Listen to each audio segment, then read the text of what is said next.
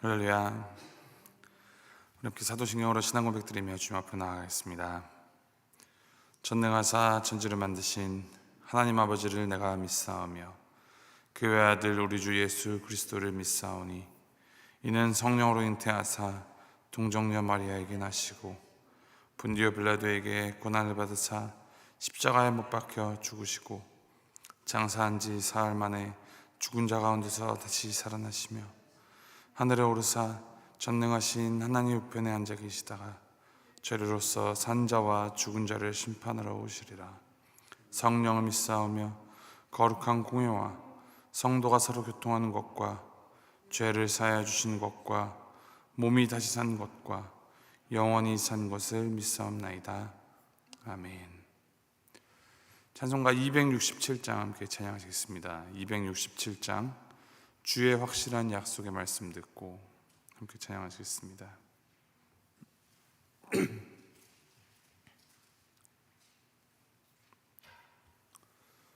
267장 함께 찬양하시겠습니다. 주의 확실한 약속의 말씀 듣고 주만 믿으면 구원을 얻으리라. 할렐루야 할렐루야.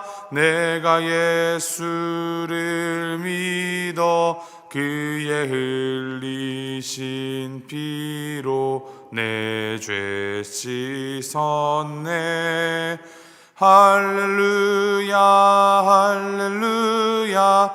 내가 예수를 믿어 그의 흘리신 피로 내 죄 씻었네. 나의 갈 길이 험하고 위험하나 항상 예수의 도우심 믿고 가네. 할렐루야 할렐루야. 내가 예수를 믿어 그의 흘리신 피로 내 죄 씻었네. 할렐루야 할렐루야. 내가 예수를 믿어 그의 흘리신 피로 내 죄 씻었네. 주의 보좌에 천사들 둘러서서 우리 구주를 높이어 찬양하네. 할렐루야 할렐루야. 내가 예수를 믿어 그의 흘리신 피로 내 죄 씻었네. 할렐루야 할렐루야. 내가 예수를 믿어 그의 흘리신 피로 내 죄 씻었네. 예언자들과 왕들도 반열대로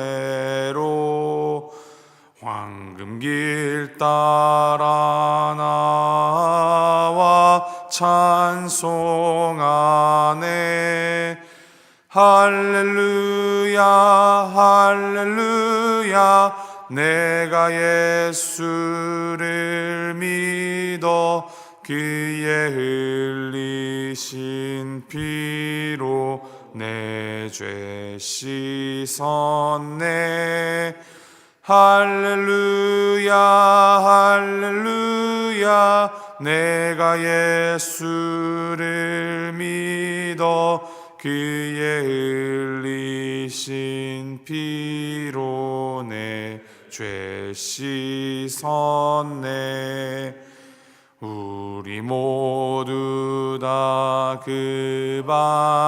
널 뒤따르며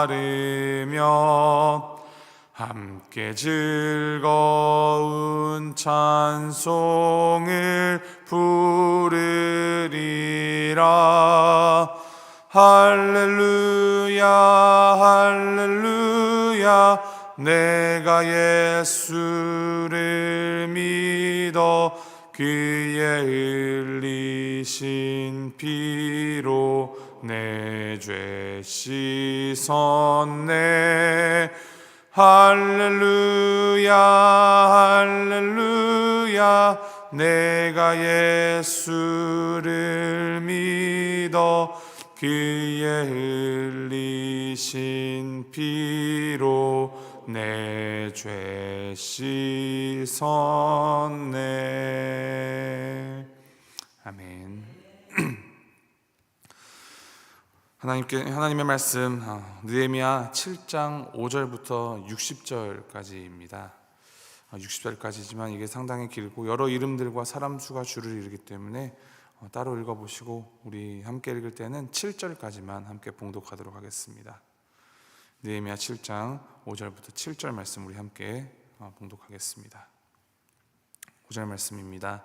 내 하나님이 내 마음을 감동하사 귀족들과 민장들과 백성을 모아 그 계보대로 등록하게 하심으로 내가 처음으로 돌아온 자의 계보를 얻었는데 거기에 기록된 것을 보면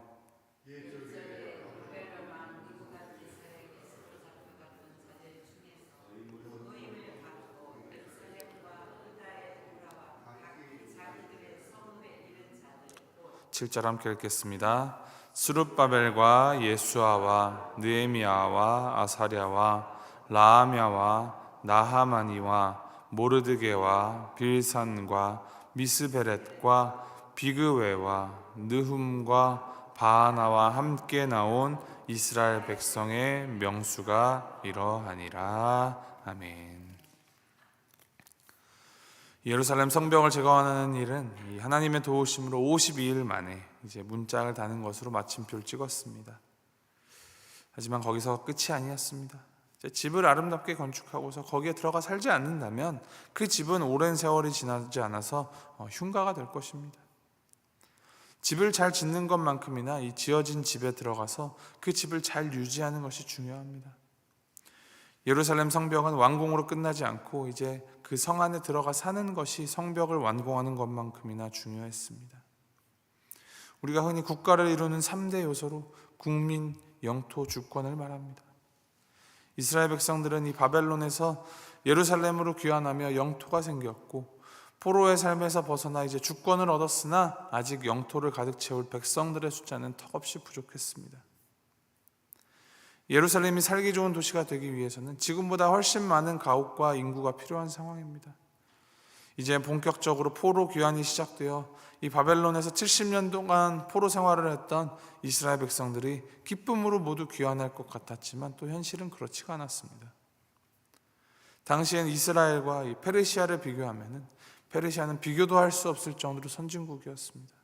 또한 포로의 삶이 익숙해지기도 하였고 다시 예루살렘으로 돌아간다는 것은 척박한 땅을 개척해야 하는 상황이기 때문에 많은 사람들이 돌아오지 않았습니다.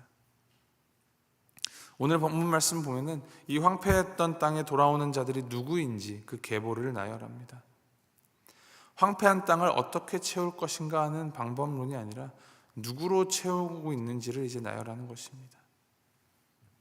이 계보를 요약을 해보자면은 이 7절에는 인솔자 12명의 명단을 기록하였고 8절부터 38절까지는 이 가족별 명단입니다.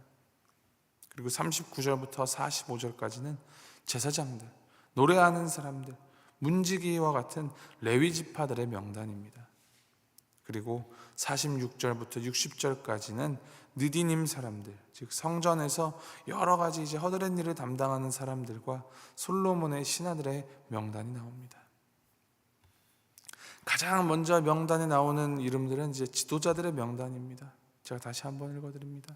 스룹바벨과 예수아와 느헤미야와 아사랴와 라하мя와 나아마니와 모르드게와 빌산과 미스베렛과 비그웨와 느훔과 바하나와 함께 나온 이스라엘 백성의 명수가 이러하니라. 이렇게 지도자들의 이름이 총 12명의 이름이 거론이 됩니다. 12라는 숫자는 이 12지파를 떠올리게 하며 본문에서도 이 분명 유다 백성의 명수가 아니라 이스라엘 백성의 명수다라고 기록하면서 하나님께서는 이 유다가 아닌 전체 이스라엘 백성들을 회복시키실 것을 보여주고 계십니다. 이 예루살렘이 회복되기 위해서는 사람을 채우는 것도 있지만 무엇보다도 그들의 예배가, 하나님을 향한 예배가 우선적으로 회복이 되어야 합니다. 예배가 회복되기 위해서는 무엇이 필요하겠습니까? 이 예배, 제사를 담당하는 제사장들과 레위 사람들이 많이 이제 귀환을 해야 합니다. 39절부터 45절까지를 보면은 제사장들, 노래하는 사람들, 문지기, 이들과 같은 레위 지파들의 명단이 기록됩니다. 이 39절부터 45절에 기록된 숫자를, 이 명수를 모두 합하면 총 4,289명입니다. 그리고 레위 사람들의 숫자가 341명이라 합니다. 이것은 과거 이 통일 이스라엘 시절에 비교를 하면은 그 숫자가 10분의 1 정도밖에 되지 않는 숫자입니다. 비록 적은 숫자이지만 하나님을 섬기고 하나님께 예배를 드리고자 하는 그 마음에 이들은 다시금 이 척박하고 황폐한 땅으로 귀환하였음을 보게 됩니다. 46절부터 60절에는 느디님 사람들과 솔로몬의 신하들을 기록합니다. 이 느디님 사람들은 사실 이 정통 이스라엘 사람들이 아닙니다.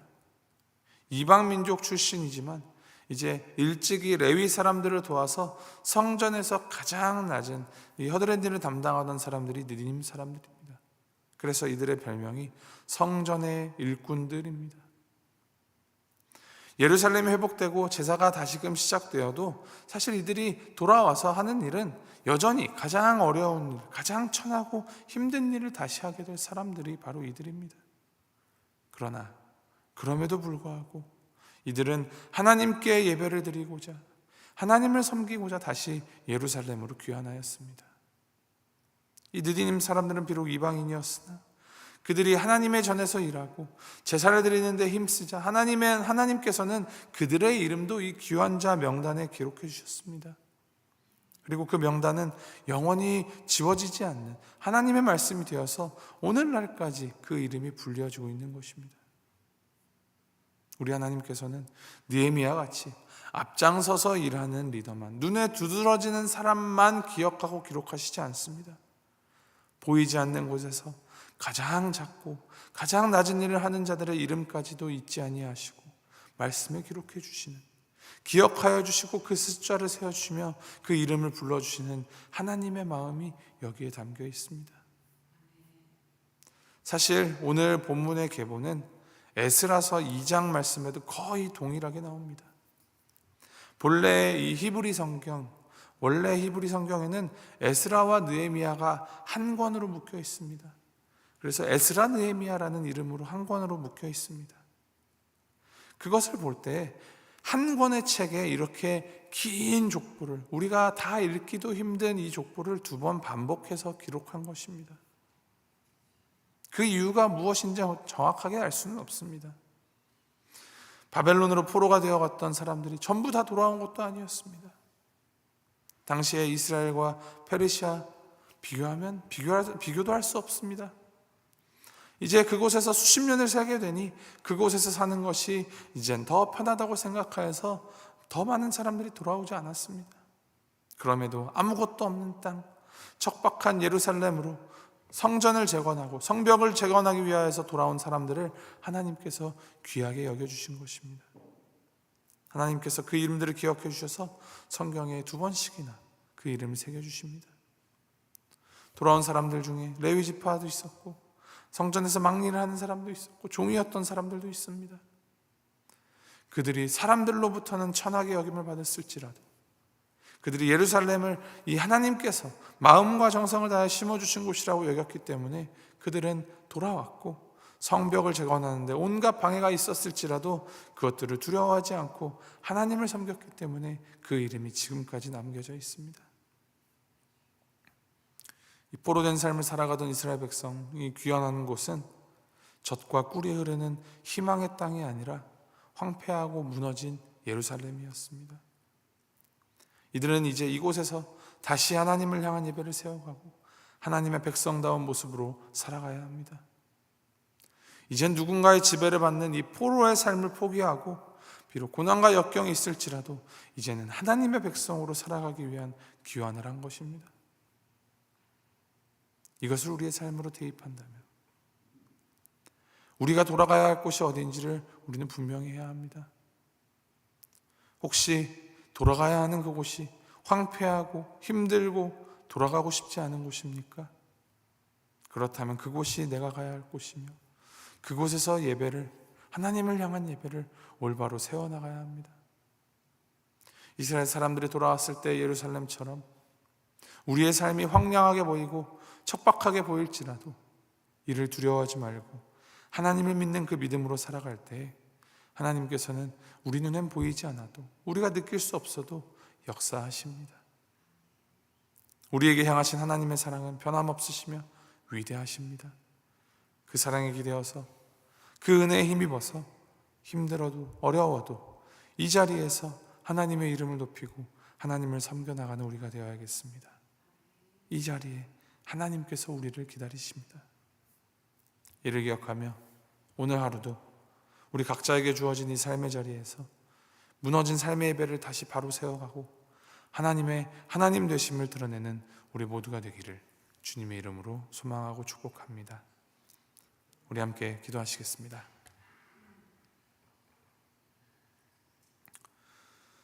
하나님 아버지, 바벨론으로 포로가 되었다가 돌아온 사람들의 명단을 기록한 이 말씀을 보았습니다. 사람들이 보기에는 참 지겹고 의미가 없어 보이는 명단일 수도 있지만 그들 한 사람 한 사람은 이 황폐하게 되었으나 이 하나님의 성에서 하나님을 바르게 섬겨보겠노라 결단을 하며 돌아왔을 것을 생각하여 봅니다. 주님, 혹시 우리 삶 가운데에도 하나님을 멀리 떠나 있는 부분이 있다면 우리가 주님께로 돌이키도록 인도하여 주시옵소서. 내 소유, 내 지위, 나의 세속적인 꿈 때문에, 혹 깨어진 관계나 건강 때문에 하나님과 멀리 떨어져 있는 부분이 있다면 주님, 다시 하나님을 바르게 섬기기 위하여서 하나님께로 돌이키게 하시고 주님의 그 손바닥 안에 우리의 이름을 새기는 그러한 삶을 살아가도록 주님 인도하여 주시옵소서. 큰 일이든 작은 일이든 오늘 나에게 맡겨주신 이 오늘의 사명에 힘을 다하는 우리가 되게 하시며 그 일을 통하여 하나님 나라가 더욱 확장되도록 주님 함께하여 주시옵소서. 감사드리며 이 모든 말씀 우리 주 예수 그리스도의 이름으로 기도합니다. 아멘. 하늘에 계신 우리 아버지여, 이름이 거룩히 여김을 받으시오며 나라의 마옵시며 뜻이 하늘에서 이룬 것 같이 땅에서도 이루어지이다. 오늘날 우리에게 일용할 양식을 주옵시고 우리가 우리에게 죄 지은 자를 사하여 준 것 같이 우리의 죄를 사하여 주옵시고 우리를 시험에 들게 하지 마옵시고 다만 악에서 구하옵소서. 대개 나라와 권세와 영광이 아버지께 영원히 있사옵나이다. 아멘.